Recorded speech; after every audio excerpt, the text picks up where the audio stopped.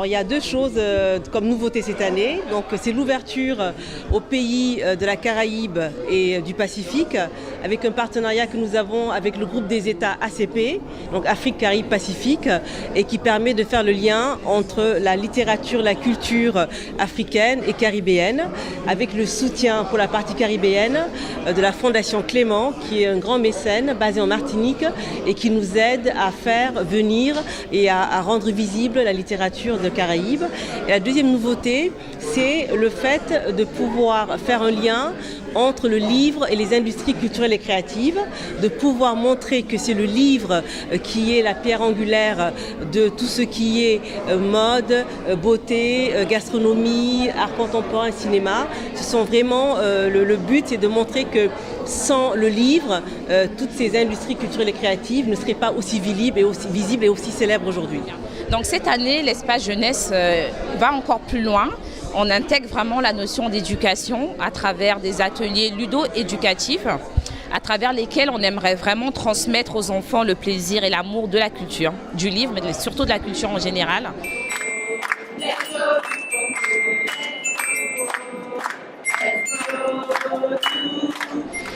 Cela sera concrétisé de manière pratique à travers des ateliers, par exemple des ateliers de dessin, des illustrations.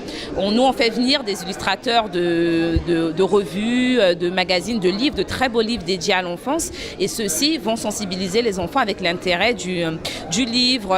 Ils vont comprendre comment est-ce qu'on conçoit une bande dessinée, par exemple.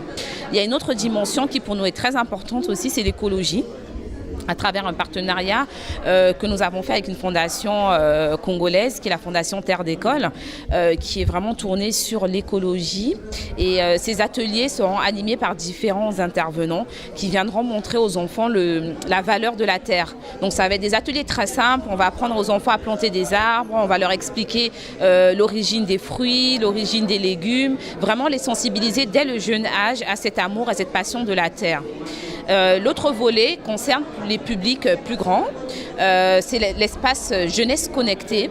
Là, nous organiserons des tables, des séances de conférences débats, des tables rondes avec des jeunes influenceurs, des jeunes entrepreneurs africains, d'Afrique et de la diaspora qui vraiment ont développé des activités autour du digital. Je prends par exemple l'exemple d'un entrepreneur qui est en train vraiment de faire son nom sur le continent, qui est Kailou Mumba.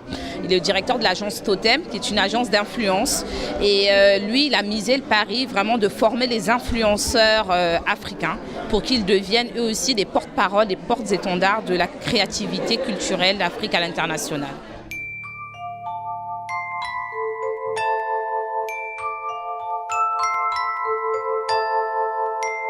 Le pavillon est plus francophone parce que nous, comme l'a dit tout à l'heure Yuma Fall, l'OIF est un de nos très grands partenaires.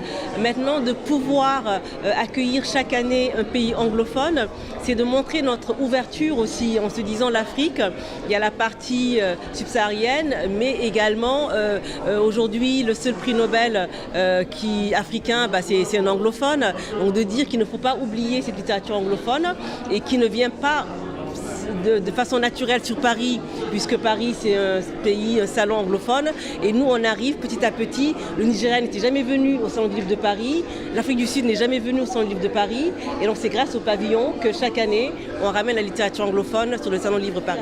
Donc on est ravis d'avoir signé un partenariat avec l'Institut du Monde Arabe, qui grâce au président Jack Lang nous permet d'avoir accès assez facilement à tous les auteurs. Il nous a mis un conseiller spécial qui nous met en relation avec les auteurs qui ont une actualité. Lui-même, il viendra s'exprimer sur le pavillon. Et puis, ça permet à tous les auteurs du Maghreb de pouvoir venir sans être pays partenaire du pavillon. Croire en l'Afrique, c'est croire en sa jeunesse et lui donner les moyens de s'épanouir.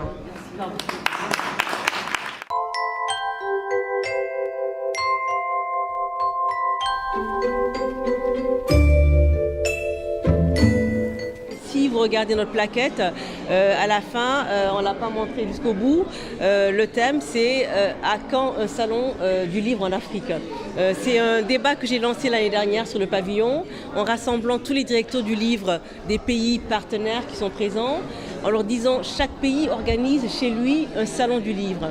Mais un salon du livre qui est un peu discret, qui n'a pas de visibilité et dont on ne parle pas.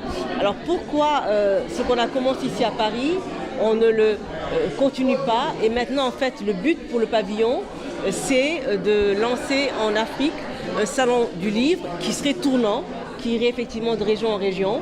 Et je peux vous dire d'ores et déjà qu'il y a beaucoup de pays qui se battent pour l'accueillir dans la Guinée.